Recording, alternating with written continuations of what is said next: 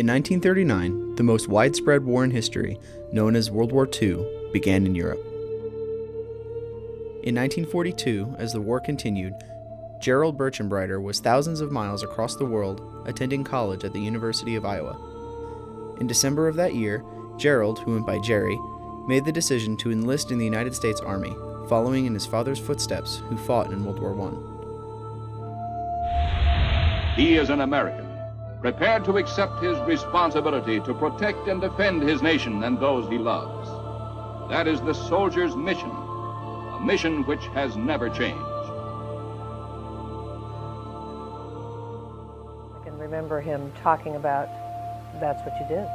He was of age, there was a need, and so you went. And you didn't give it a thought. He and Mom were going together. They were serious, but I think when war broke out, the whole atmosphere, the attitude of all Americans at that time was, we're going to defend our country. So I don't think that there was even a question in his mind. I guess I've seen enough things in my life now to know that no one would volunteer for it if they knew. I mean, little boys play war. Oh, good, now it's my turn. I'm sure coming home it's like, no one should have to do that. But I think my dad probably would have gone anyway. What a sacrifice. What an incredible sacrifice. And I know he didn't know that's what he was into going over there, because I think of somebody 18 years old and, everything is idyllic, and who would have a realization of what that would be like except somebody that's already been through that. Choosing to enlist was something that not only impacted him, but also his family. Well, he had two brothers and a younger sister. Of course, his sister was at home, but both of the other brothers were in the service. I thought even of Grandma and Grandpa Berchenbriter having 3 sons in war, all of them in the military, and 2 of them over there because Uncle Harry was over there. So just the importance of family. While enlisted, Jerry married the love of his life, Carol Chapman. Mom and Grandma Chapman and Grandma Berchenbriter got on a train and rode down to Tulsa, Oklahoma. And so they got married with both mothers present, and they had that weekend, I think, and then Mom went back and Dad went to war.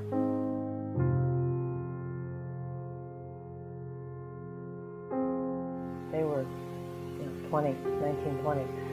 I used to think that sounded pretty old, but that's very young to be separated, and Mom went back and lived with her parents, and it was just, there was a lot of support for both of them.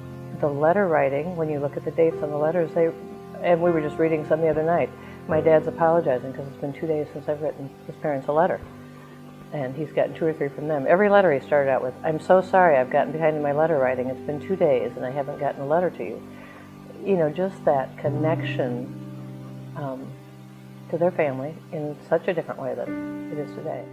They were sweethearts. They were diligent at staying in contact with the letter system. And Mom was still making a home, even though it wasn't their home yet. She was, making a home and a life, preparing to be a housewife, to take care of her husband. Mom worked in a ammunition plant, to be part of what the country was giving.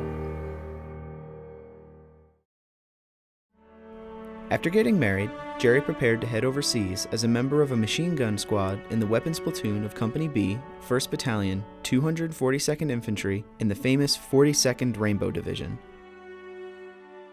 Anytime he talked about being in the military, he was a part of the Rainbow Division. I didn't know what that meant. I mean, okay, yeah, But, that was, there was a sense of pride there that he was part of that.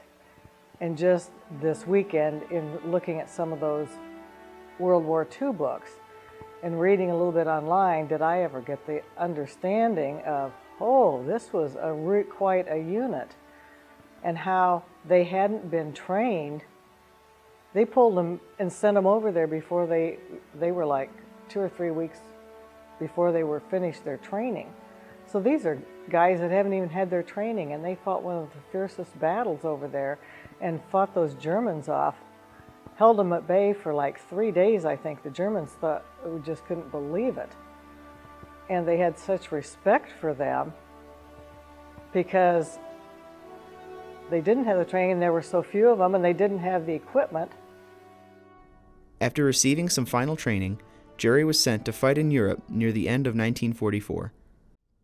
Years later, Jerry sat down with his family and told them the stories of what happened once he arrived in France. We landed at Marseille, we went down through Gibraltar. From there we went up to Strasbourg, and we spent, I think, Christmas up to New Year's. We made contact patrols down along the Rhine River, and then from there we went up to Hatton. After arriving in Hatton, they were stationed in Pillbox 1 in the Maginot Line with the mission to hold the main line of resistance. I remember him talking about this buddy of his. He trained him up in the turret to, guard. And Dad came down and was going to go back up again. And this guy got hit. And it blew his head off, and he flopped down. His foot caught in the rung of the ladder in the pillbox. One of the apertures that you would look at out of the top of the pillbox, similar to where Waters was shot.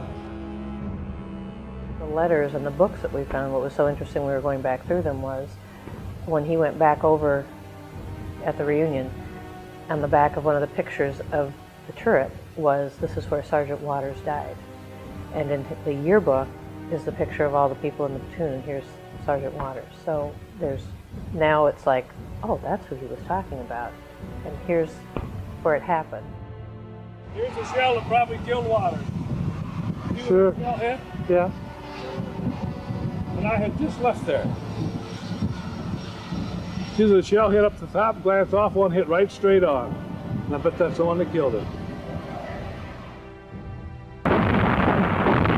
On January 8, 1945, the Germans attacked, and several of those in Pillbox Number 1, including Jerry, were captured and taken as prisoners of war. One of these two we were firing out of, and the German got up over in these lockers, and we couldn't get a gun around far enough to shoot him. And these big things, steel bars, are anti-tank. Supposed to be. To keep the tanks from coming up over you. Supposed to be, yeah.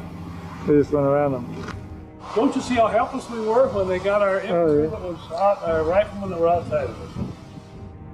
I didn't realize the pillbox situation and how they were inside that and just sitting ducks for the Germans who came with tanks. I mean, they had nowhere to go, nothing to do. I didn't realize that, the strategic part of. This is a hole that my guys, that I had a machine gun in. And this is the hole that we waved the flag out of when the German tank came right up. Hell, he wasn't standing 20 yards from here. And that hole over there where the gun is where we waved the flag to surrender. That one over there. Okay? Mm-hmm. None of this was here. We had a stove here, and there was straw all over the ground. We come out of and we knocked our helmets out and come out here, and this German commander was motioning to come on out. And we went out around this way. When we come out of this pillbox, we had established the fact that when Germans tried to surrender and put their arms up, if they had their helmets on, you didn't take them prisoner. Because there were cases where they get up to you, and then they have a hand grenade, or they'd have a sidearm, and you didn't take them prisoner unless they had their helmets off. And I remember as we were going out of this pillbox, somebody hollered, "Get your helmets off! Get your helmets off!" And a terrible, terrible naked feeling to leave that pillbox with stuff busting all over. They walked for quite a long time.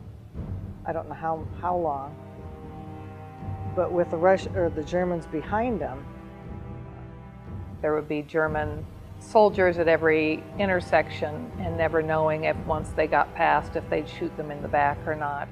They'd heard from somewhere that that's how when they would kill prisoners, is they would shoot them in the back as they come to a crossroad. And so how the anxiety and the fear of that every time they came to a crossroad was this now when they're going to shoot us in the back. They loaded us in cattle cars. Some guys had to stand up while the rest squatted down because there just wasn't that much room. We were in there that tight. Just talking about being transported in a railroad car, and all they could do was stand. It was like 3 days long. And I said, well, how did you go to the bathroom? We just did stand in there. I mean, that was the conditions they were under. And then we ended up in Muhlenberg, this is about 50 miles south of Berlin, at Stalag 4B. I remember it was 2 weeks of the day from the day we were captured. So we were captured January 9th, we would have got to the prison camp on January 23rd, 1945. As Jerry arrived at the prison camp, his wife and family back home were receiving the message that he was missing in action. When she was at work and was told that there was a person from the Army there to see her, and she said she knew right away, and her mom and dad were there to tell her that he was MIA. When she was informed that he was missing in action, she says, in my heart, I knew that he wasn't dead, that he would be home. I just knew it. I remember her saying Grandpa Berchenbriter went out in the barn, and he came back in. He said, I was praying, and I know that he's going to be okay. And I thought that was really neat, and Mom just, clung to that. I remember her saying that she stayed out at the farm with Dad's parents, my grandma and Grandpa Berchenbriter, and how Grandma Berchenbriter came and climbed into bed with her, and they laid in bed and talked for a while. I know that always meant a lot to Mom, that she would do that when, she hadn't known him for very long at that period of time. I know my mom had such a positive attitude that she would be able to come through it with a strength, quiet strength. But she also was getting letters from aunts and uncles saying, we heard about Jerry. We know that, this must be just so hard for you, and we're praying for you. So again, here's this big group of people. You had a newspaper, so you saw, oh my gosh, they're missing in action. That's so-and-so's son. I know that person. That must be so hard. And they immediately ministered to each other. And everybody knew somebody that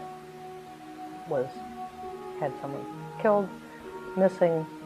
So I think that support system was huge, and I think it's reflected in a lot of those letters. One of the books that Janet had or something, it showed the prison camp that they were at. It was huge. In my mind, all this time, as old as I am, I pictured him, and it was just him and his few men that were captured. And they were just in this, I don't know, I suppose I figured it was a barn or something, because I just pictured it just these group that he was with, and these people guarding him, never realizing it was this huge, huge camp. That just has been like, oh my gosh.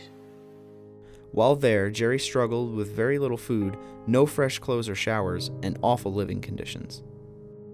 In the letter, he talked about losing 50 pounds, and I'm thinking, looking at his pictures when he went out, and he was not heavy. I mean, he was pretty slender, and I'm sure muscular from working on the farm, and to lose 50 pounds, I can't imagine what he must have looked like when he got back. After months of living in the prison camp, the Russians finally came and liberated them. I remember him talking about being liberated by the Russians, and that being, they were kind of fearful of the Russians then and what might happen, and then how he escaped the Russians. I think when the Russians first freed them, it was the first time I heard that they went into the neighboring farmhouses and just ate whatever, people were sitting at their tables. And I remember he said he was so ashamed of himself later that he took food off of babies' plates. But they were so starved. And then how they went back actually to the prison camp, because the Russians were in charge then, and that was the only place they had to stay. And they were so sick because, they all just gorged themselves. Soon after, Jerry and his men were able to begin the long journey back home to their families. She got a telegram from the War Department that he was with American troops, and then she got another one that, he is on his way home. I remember him talking about when they got liberated and how close he was to General Eisenhower, and he didn't want to. He could have shook hands with him, and at the last minute he pulled back and was scared because, I don't know, I think because of who Eisenhower was. Eisenhower said, there's too many of you to get on one ship to get you back home, so we can take some of you home and then come back for the others. Or if you guys want, we can really double up the bunks on there, and so that everybody can go home all at the same time. They all voted to all go home. Nobody wanted to stay. And so, as I remember Dad saying, they were, just barely could turn over. They had them packed in like sardines so much that, it was just so tight. But that's that way they all got home at the same time. He had gained 10 or 15 pounds in the time between when he was released and I think they were at La Havre, kind of waiting for transportation to get back to the States. So, and he kept talking about how good they fed him, and the Red Cross was there, they had good food, and they had snacks out all the time. And so he had regained some of that weight before he actually got home. But he didn't just come home and he got together with Mom and they started their life together. He was still in the Army. So he was at an Army camp, and Mom was able to come down and they had a little room that they rented. But he had no idea for months and months and months when he was going to be released and get to go home. And so every letter to his parents was, I think in a couple of weeks we're going to get our orders and I'll be done and we'll get to come home. Oh, we just heard, no, it's not going to be a couple of weeks, and I'm not on the first list. And it went on and on and on. Of course, the letters were written every other day, so it was a lot of that. So it wasn't just he came home, they embraced and they went and started their life. There was a lot of Army stuff finishing up before. When he finally made it back home to Iowa, Jerry worked on settling down with his wife and finishing his education. When he got out of the service through the GI Bill, he got a degree in agricultural engineering. He went to school to be an agricultural engineer, and he had the mind for that, but he loved people. He was more of a people person and got into sales and loved that and flourished in that, did an incredible job. Jerry and Carol had 4 children, Nancy, Janet, Sherry, and Gary. The war became a thing of the past and was not something their family discussed often. We didn't talk about war. We didn't talk about, we just grew up. I can look back and say, oh, that was probably influenced by that, but no, it was just childhood. It wasn't a real forward topic that we talked about, and I think Mom knew some of it, but we didn't talk about it a lot, and I don't even know how it would come up, whether if we'd watch a movie, I don't remember what circumstances. It wasn't like he talked about it all the time. And I just was thinking the other day that when we celebrated the 9/11, and that's been 13 years, I was like, whoa, I remember that so vividly. And my dad, I was born 2 years after he came home from the war. So when I was 13, World War II was not that far behind. But in my experience of my life, that was a long time ago. It was something that, didn't have relevance. So most anything on this topic is all looking back because life was just life. But it was just something that we knew. He was a prisoner of war. Didn't have, probably much of a concept of what that was like. I'd heard about the pillbox, had no idea what that was like until I went over there. When I was young, elementary school, I don't remember much being said, but I do remember Mom and Dad telling me that when I was, first or second grade, I told the teacher that my dad had been in prison. And evidently came home and told them, and I think they talked to the teacher and let her know that wasn't it. So I evidently had heard some piece of it somewhere, but it wasn't until probably more high school years. I remember Dad, or Mom and Dad talking about saying, you know, he was kind of ashamed of it because he got captured and, like, you know, he didn't get to fight like he was trained to or wanted to for our country. So I think for a long time he just didn't talk about it. After hearing the stories, I can see that it might be something you would want to kind of repress too and not talk about possibly. I think he never talked much about anything before prison camp. And I've read their letters, and so I know his training and where he was for all the training and stuff. But I think there was a part of him maybe that was kind of, or of every soldier, embarrassed that he wasn't in active duty very long, and he was captured. So here he had all these months of training, waiting to go overseas. There's a picture and a letter in there where they're right before they're getting on a boat to go overseas, and it's like, finally, you know, this is what we were preparing for, here we go. And then he wasn't in active duty very long before he was captured. So that, I think, has an impact that I didn't do what I was supposed to do. I don't know if he ever said that specifically, but I think I heard that in some things he said. Dad would get emotional. I don't remember at what part.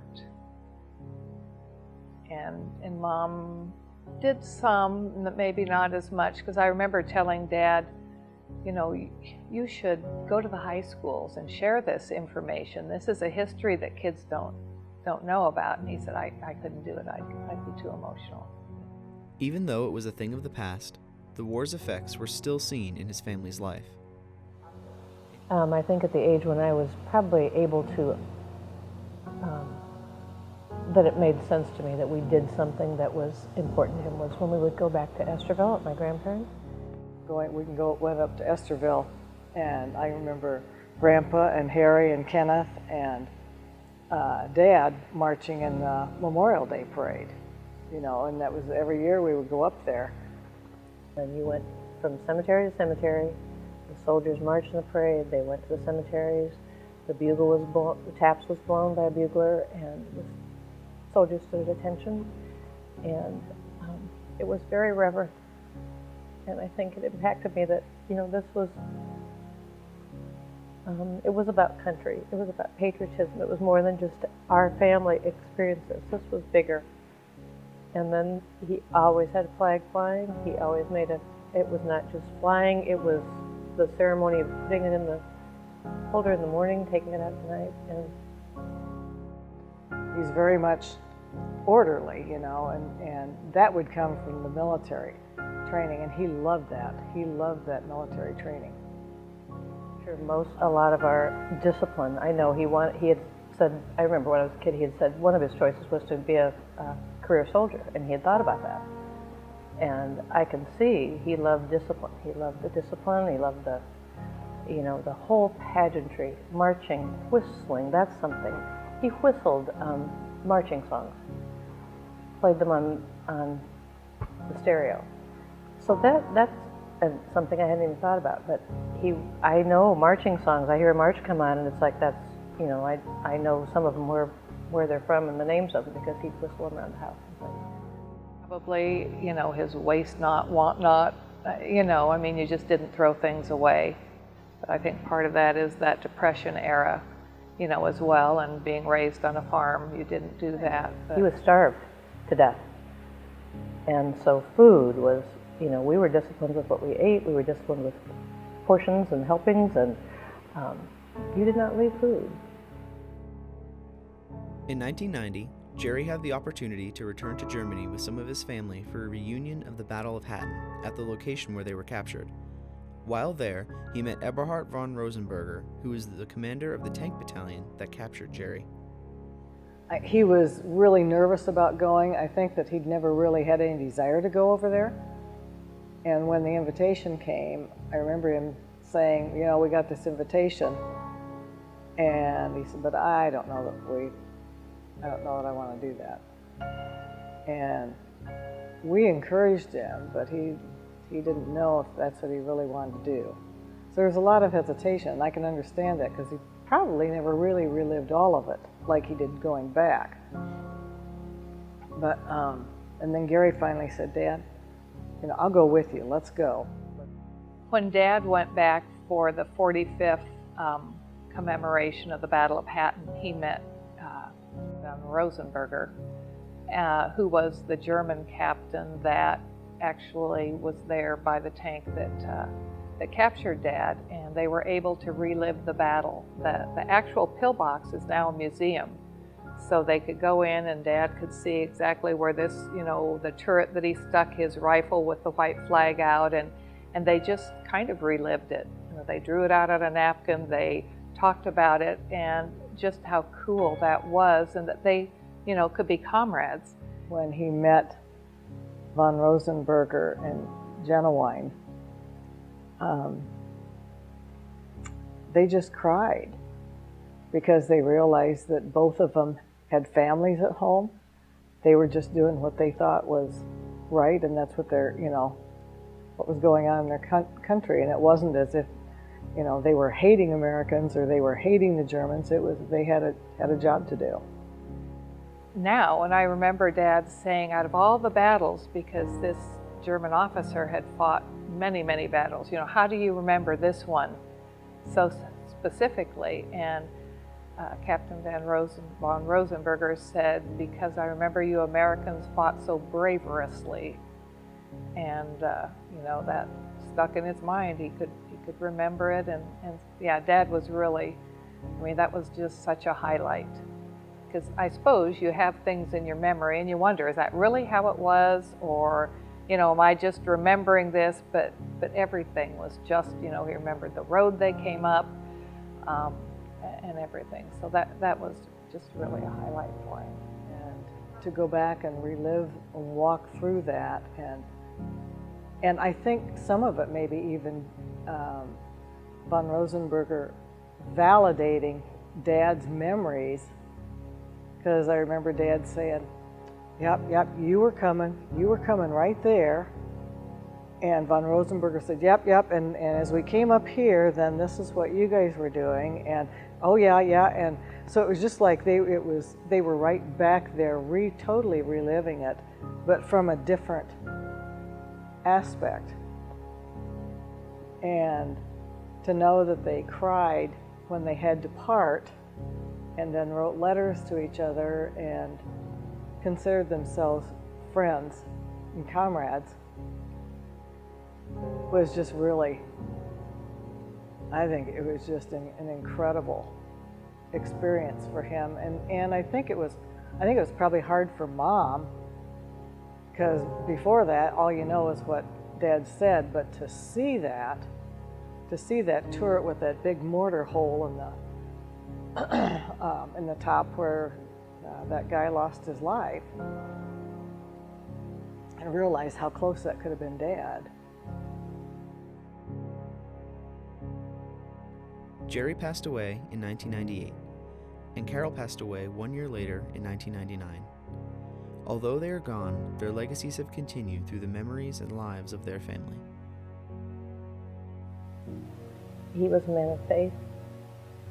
That has impacted me. I don't think. I remember one thing he said to Craig and I when we were getting married. Be sure you get to church. Be sure you get a church community. That's where you want to find your friends. He was a man of honesty and integrity. I know a lot of my things that I would have learned about how to react in a job situation were because he would come home and share about how people he dealt with. This man dealt with this with integrity and honesty. That's good. My relationship in this case, this person reacted this way. That is not appropriate. So he taught us through that. I guess he was always schooling us in by sharing with us what he believed in. I know from what he's written and what he has said that the most important thing to him was to be a good father and a good husband. And he was, he achieved that. He was dedicated to my mother. It was obvious his love for her. There's nothing more secure than knowing that as a child. And he always wanted to make sure that Mom was taken care of. That was foremost in every decision that he made, was that Mom would be taken care of if something would happen to him. He was a wonderful, caring father. Demonstrative in his love, which is, I didn't have to guess, am I loved by him? That was a wonderful security. How much he loved each one of us. How he and I butted heads because we were so much alike.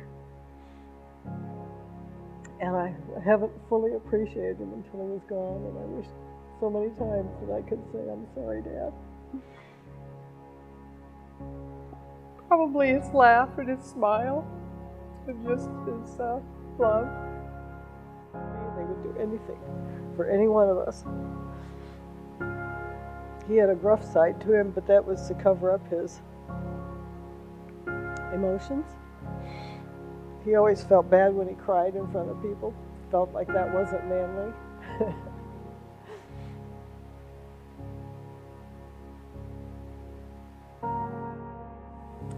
I've just been very, very blessed. And I look at what some people go through in the family, and I think, oh my gosh, thank you, Lord, for the parents that you gave me. I feel blessed with the legacy that they both left.